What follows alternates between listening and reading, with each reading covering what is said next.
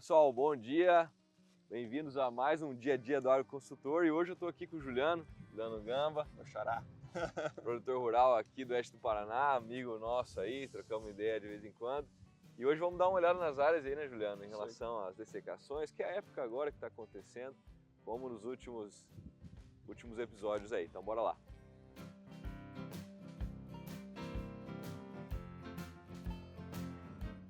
Aqui Quem em cima. que fez a agricultura de precisão para vocês? Então, é o André, da Agronômico, no Paraguai. Ele fez um levantamento para mim aqui. O pessoal do Paraguai? É. E aí, acho que foi indicação do Caio ali da LAR.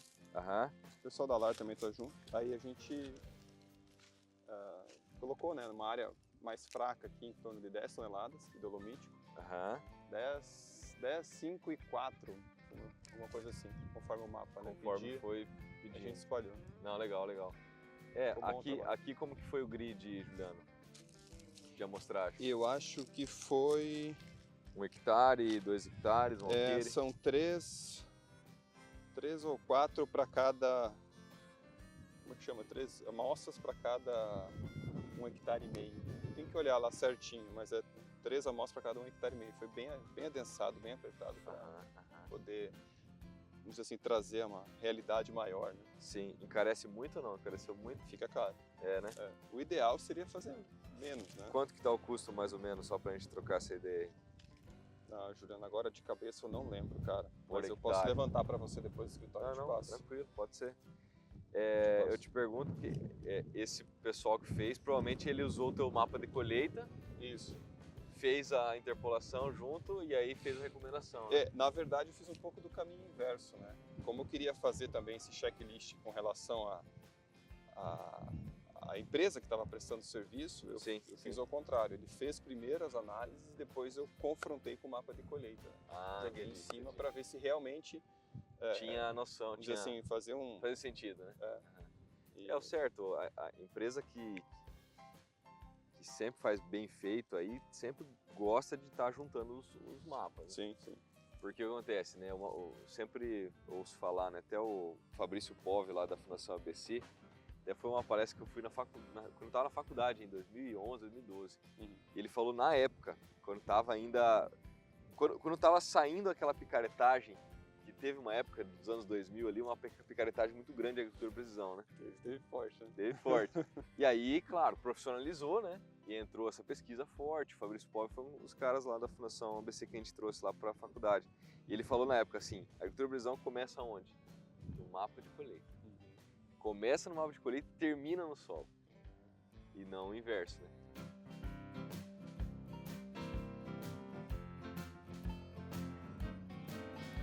E aí, pessoal, até fazer complementação na parte técnica, né, Juliano? Solo argiloso é poder tampão alto. Demora para vir o resultado. Demora. E o inverso também é verdadeiro. Se tu pegar uma área filé do boi e não fizer nada nela em relação a corretivo, vai também demorar para piorar. Demora para melhorar e demora para piorar, né? Diferente de uma areia, por exemplo. Quem trabalha na areia, eu sempre falo, óbvio, tem as desvantagens em relação a muita coisa, a própria nematóide, quando dá é pior, mas em relação a elevar os níveis de fertilidade de um solo numa areia é muito mais fácil do que na argila. A argila é um trabalho de a partir de 2, 3 anos para ser bem feito, a não ser que você faça um investimento muito alto, o revolvimento, mas se você quiser manter ali o solo, a palhada, sem estragar todo o manejo feito, demora, como tu falou, 3 anos, a partir de 2, 3 anos. Então, assim, é até uma coisa que a gente não está acostumado, né? A gente quer muito da mão para a boca, né? Sim. Aplica hoje e quer colher bem amanhã. Esse é um mal da agricultura, do agricultor, aliás, de boa parte dos agricultores, né? Mas quem entende isso sai na frente, quem trabalha no longo prazo, né? Porque é o tal do milagre no galão, né, Juliano? É exatamente isso. Milagre no galão ok, é importante você acertar no manejo pontual a curto prazo, mas o longo prazo que vai fazer você manter, né? Como muita coisa, até nos investimentos que a gente comentou uma vez. Isso. E assim, eu acho que o importante é sempre começar pequeno, né? Pega uma área teste e faz ali os seus testes para depois replicar numa área grande. Sim. Que era o contrário que se fazia dessa época de picaretagem, né? Sim. O cara já queria fazer agricultura de precisão em toda a área para você ter resultado logo, e não era nada disso que Nada acontecia, disso, vamos nada dizer assim, disso. sabe? E nem próximo disso. Não, nem próximo. E o ruim é que acaba queimando uma tecnologia, né? Queimou. Não, e queimou por muitos anos, né? Queimou. Porque foi ali, vamos dizer, arredondar, 10 anos, uma década fazendo errado. Aliás, pouquíssimas empresas sérias no mercado, a Isso. maioria ruim. E aí o pessoal deu um passo para trás, né? O agricultor, não, peraí, a agricultura de precisão até dava um arrepio na hora de falar. Aí ficou aqueles 5, 10 anos até final entre 2010 e 2020, o pessoal ficou meio retraído mesmo. Ficou. E agora que está voltando mais forte, né? Se a gente for parar para pensar, analisar, é do final da última década para agora.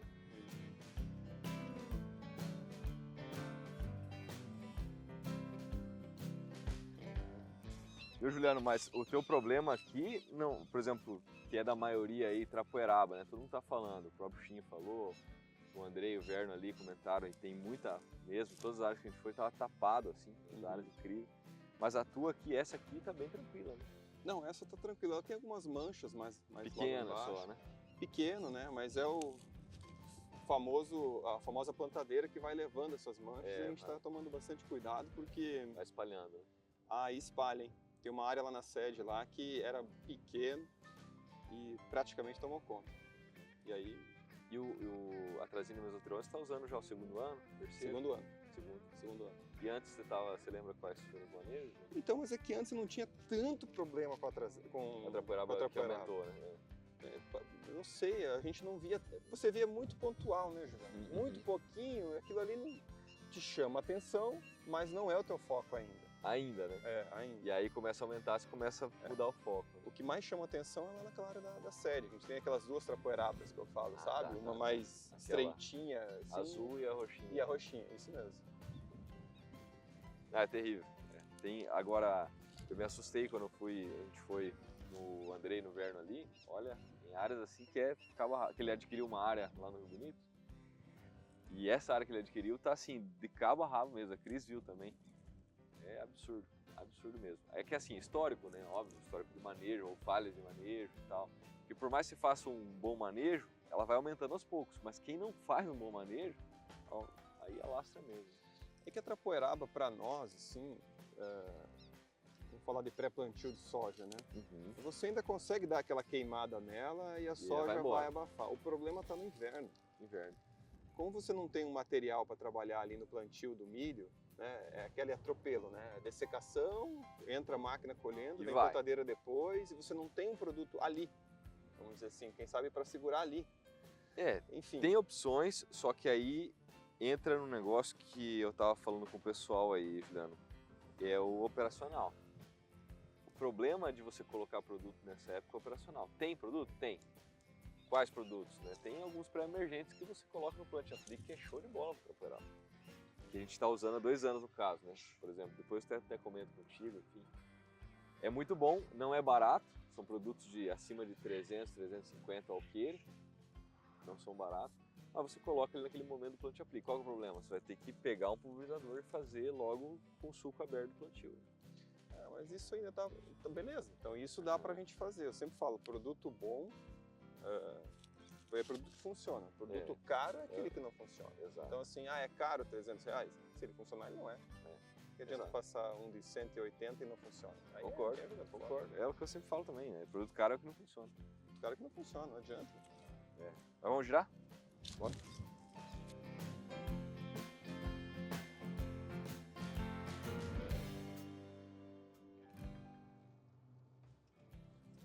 Infelizmente eu não tenho o mesmo valor de cabeça do cara ali que fez, mas depois eu pego pra você e te passo.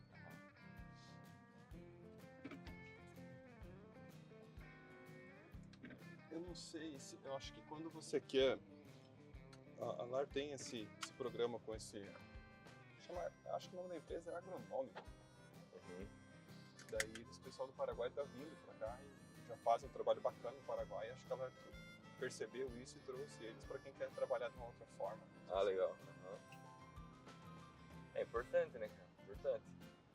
Eu falo assim, se você tem uns caras bons para fazer esse trabalho sério, que faz um trabalho sério, tem que fazer. Sim. Até agora, ano que vem, acho que a gente vai fazer nas nossas áreas também, trabalho assim, porque tá na hora de fazer. É aquela história, eu sempre gosto de trabalhar com taxa fixa até um certo momento, mas quando vê que tá bem parelho já, poxa, agora tá no momento de você pensar em zonas de manejo. Virar São as chavinha, etapas, né? né? São as etapas, né? Você não consegue pular a etapa. Não é que não consegue, às vezes não vale a pena. Sabe uma coisa falando de solo que às vezes eu fico na dúvida? Assim, tenho muita dúvida com relação a alguns métodos, vamos dizer assim, né, de mensurar. Por exemplo, esse penetrômetro, né? Ah, sim, aham. Pô, eu não sei se estou falando besteira, mas eu acho tão arcaico esse que a gente tem hoje em dia, que nada mais é que acho que tem Uma haste de uma ferro haste e em cima tem uma resistência. Né? Existe hoje um outro material que faça essa coleta dessa informação diferente ou não? Ou ainda é isso que você tem que colocar no solo? É o penetrômetro e tem os que estão acoplados na agricultura de precisão, naqueles... Tá, mas qual é mais confiável? Aqui ou lá em cima, né? Acho que aqui é melhor, que não foi esse que a loja foi. E o que acontece? Qual que é o detalhe do tal do penetrômetro? Que a gente sempre... Como é que é assim? Que a gente sempre pensa. Porque assim, concorda que a resistência do solo ela é diferente conforme a umidade do solo? Então aí que está o problema do penetrômetro. Se eu tenho uma resistência do solo diferente com umidades diferentes, como que eu vou saber quantos megapascal de resistência é o ideal ou é o limite para uma resistência que está falando, aqui está compactado? A palavra-chave do penetrômetro, bem analisado, um dado, é comparação. Se eu pego hoje aqui e coloco o penetrômetro aqui e eu vejo uma área que tem uma resistência e começa a aumentar muito a resistência, é uma comparação dentro da mesma análise e dentro de análise de um outro talhão testemunha, por exemplo, que não tem a compactação, que não tem impedimento físico. Então eu comparo aquela área boa, por exemplo, com a umidade de hoje, em solo, eu comparo a área boa com a área que eu vou analisar e dentro da mesma amostra eu vou comparar os níveis. Então, por exemplo, se eu tenho uma umidade maior num dia, eu provavelmente vou ter uma resistência menor em megapascal do que o outro dia mais seco. Aliás, menor do que o dia mais seco. Então, o dia mais seco eu vou ter uma resistência maior. Entende que é comparação? Só que eu tenho que comparar dentro da mesma amostra e dentro de uma outra amostra que não tenha resistência, que eu sei que não tem resistência. Então, mas isso que eu estou falando, esse penetrômetro manual, então, ele acaba perdendo uma variável, concorda? Porque ele não vai te trazer a umidade do solo naquele momento da coleta. Exato. Ele não vai, mais no tato, no olho. Assim, não, hoje está úmido, hoje não está, hoje está seco, Exato. hoje não está. Por isso que a análise de dados tem que ser via comparação. E o que o pessoal bom costuma observar? Começou a estar, por exemplo, 1,5 megapascal. Aí encontrou do nada, começou a aumentar muito a resistência para 2,5, 3. Poxa, ali provavelmente é uma camada compactada. Então é comparação. Agora vamos supor que num outro dia exatamente o mesmo local analisado, não deu 1,5, dê 2, porque está mais seco, por exemplo. E aí vai acontecer que naquele mesmo período, aquela mesma profundidade, em vez de aumentar para 2,5, vai aumentar para 3,2. E é tudo comparação. Quer dizer que assim, óbvio, ali vai estar compactado. Mas não quer dizer que 2 megapascal é o limite, porque é variável conforme a umidade. Então é mais ou menos isso que o pessoal bom costuma usar base de comparação, para diminuir esse erro do penetrômetro, que é um problema mesmo. Cada umidade vai ter uma resistência diferente.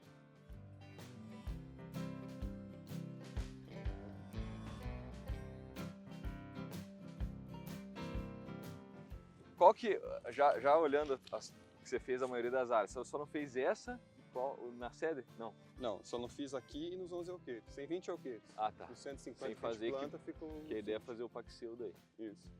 A ideia era essa. O que eu vejo assim que provavelmente vai acontecer, né, Juliano? Provavelmente você vai precisar de uma sequencial onde foi feito o calagem. Sim. É meio certo, né, praticamente, porque é muito tempo, né? É muito tempo, E daí, por mais que você não tenha mais residual para a cultura da soja, do calagem, da trazida do você vai ter problema de fluxo de semente vindo. Então, provavelmente vai ter que fazer uma coisa. Daí a ideia é tu fazer alguma sequencial lá na frente, já tá planejado isso? Não, já está planejado. Foi orçado, já está até produto comprado para a gente fazer. Glufosinato. Glufosinato. Interessante. Não, geralmente dá boa, né? Até tava falando com o próprio Chinho de algumas outras opções, né? Mas o glufosinato é uma boa opção, sim. Só tem que ter uma boa cobertura, né? Porque é contato e tal, não tem esse detalhe. Mas acho que a gente vai ter isso, né? Vai. Época de colheita e tudo mais. Não, vai acho dar uma que daí baixada já boa, baixa né? bem e tal. Não, Eu acredito nisso, né? Não, vai ser tranquilo. E de material, Juliano, o que você tá pensando em plantar esse ano aí? Então, tem vários, né? Eu acho não, vou de Pirapó, 5947. Já tinha testado antes o Pirapó? Sim, 5947. 6100. Que é o refúgio do 6110, né? 100 e o 3599. Vou plantar ele em pedaço.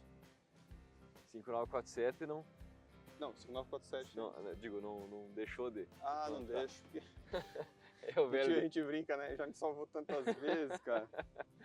É meio que Vamos estender a mão para ele mais uma vez, né? um agradecimento quase. E o 3599 eu plantei ano passado. Foi um ano um pouco diferente, né? Sim. Falei, vou fazer de novo nele, naquela área que eu tenho, que eu falo que é alta produtividade, tentar extrair o máximo dele. Tem também um Soitec. Cara, são tantos números, eu acho que é 610. Olha. Vou plantar ele também para experimentar.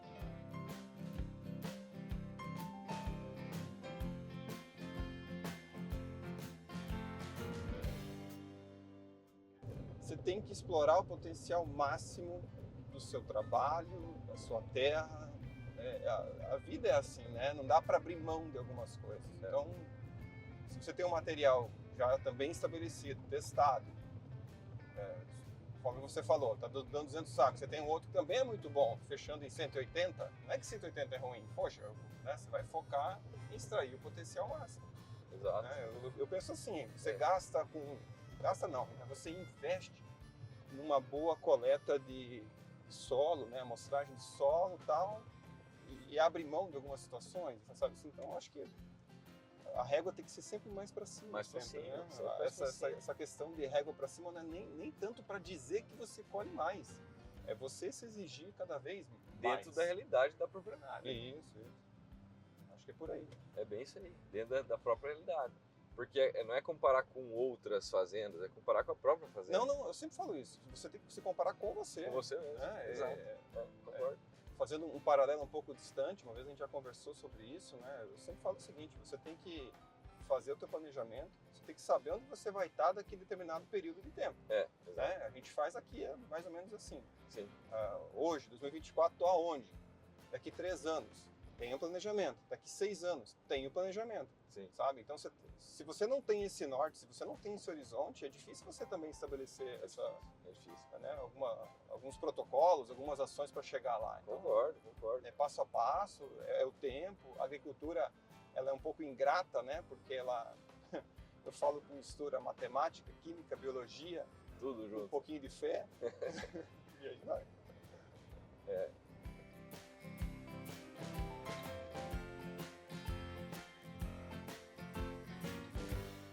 Quer atingir resultado rápido? Trabalha com proteção de plantas, nutrição foliar, é ali. Você vai conseguir um resultado, extrair o máximo do que aquela área pode te oferecer. Mas o que é manejo de longo prazo? Você pensar numa correção, num condicionamento de solo, no caso gesso, né? Pensar a longo prazo, você vai pensar em solo principalmente. E claro, óbvio, né? Um manejo de plantas daninhas a longo prazo, um manejo de sistema, rotação de culturas, é manejo de médio para longo prazo. Agora, o manejo de curto prazo é o quê? É você extrair o máximo, é acertar o timing de cada aplicação, intervalo entre aplicações. Isso daí, assim, eu sempre consegui extrair boas produções através disso, mas chega um momento que você não consegue mais.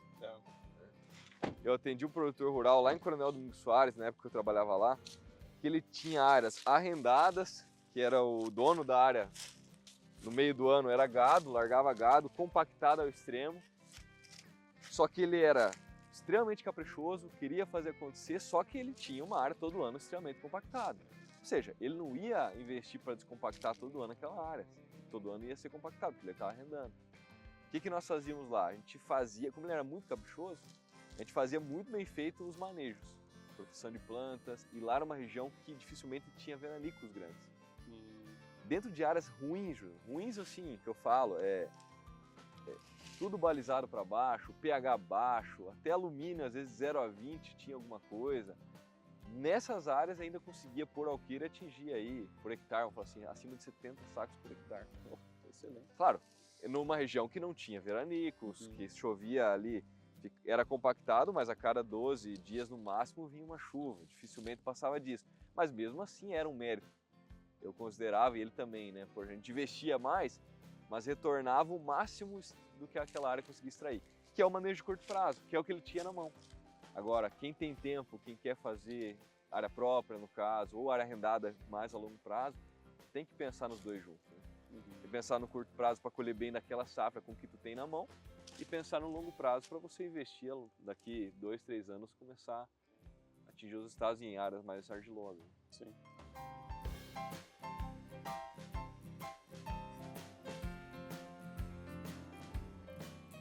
E assim, pelo que eu vejo aí, tá?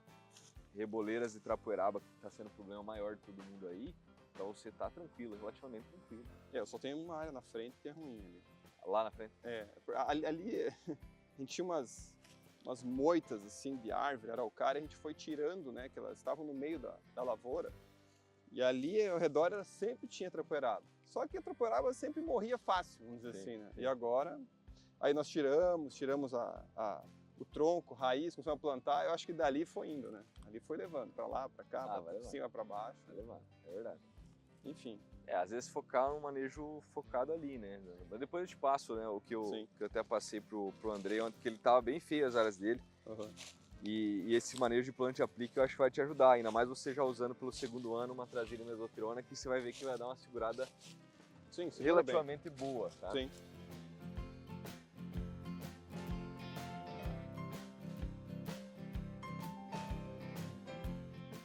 Tá bem a cara de agosto, né? Tá. Ventania, seco. Entrou agosto, os primeiros dias já tá assim, né? Nunca vi agosto, é um mês redondo, né, cara? Não, é assim, é redondo sem chuva, quase. Não adianta, você quer, agosto foi chuvoso, foi nada. Cara, não vai. Ele não nega a raça. Não nega. Pior que assim, quando é um mês atípico, ele adia, né? Também. Ele vai pra... Aí fica... Teve, eu acho que ano retrasado, não lembro agora, retrasado ou 2, 3 anos atrás. E foi assim, começou agosto seco, aí começou a chover metade do mês até final de agosto. Aí entrou setembro até o dia 20 e tanto, assim. Lembra que atrasou os plantios? Teve um pessoal que plantou ali bem no início do mês de setembro e depois pararam e só retomaram. Sim, criou um hiato de 20 dias. Sim. Plantou dia 7 e depois voltou só dia 27 de setembro. Lembra desse ano? Acho que uns 3 anos atrás. 2 ou 3 anos atrás. Foi essa a realidade. Então...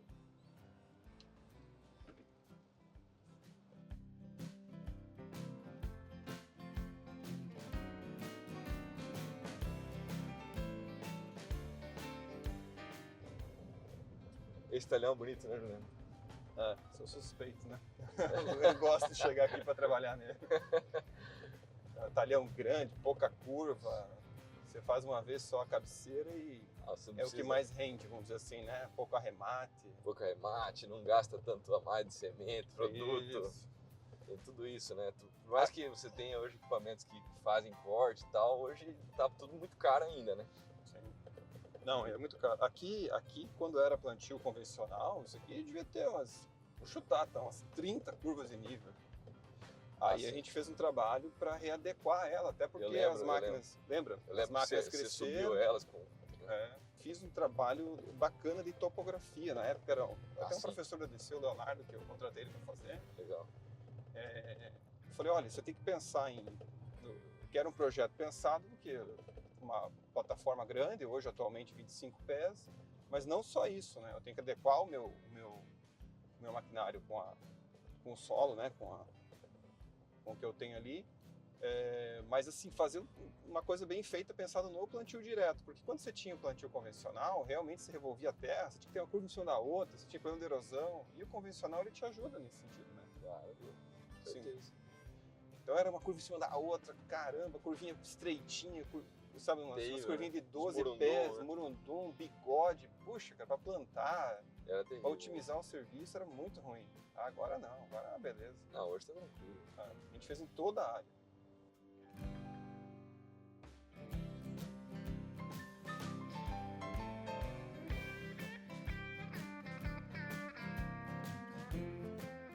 Ó, Juliano, quero agradecer aí, né, receber a gente. E esse foi mais um Dia a Dia do Agroconsultor. Espero que vocês tenham gostado. Se você não está inscrito no canal, clica em algum lugar dessa tela, curte aí, compartilha. Juliano, obrigado. Obrigado, cara. Sempre um bom prazer conversar com você, né? Gosto demais. Vamos jogar um tênis uma hora e depois da recuperação da cirurgia de Vamos. E Vamos vamos marcar, vai dar certo. Então tá. Valeu, gente. Abraço. Até mais.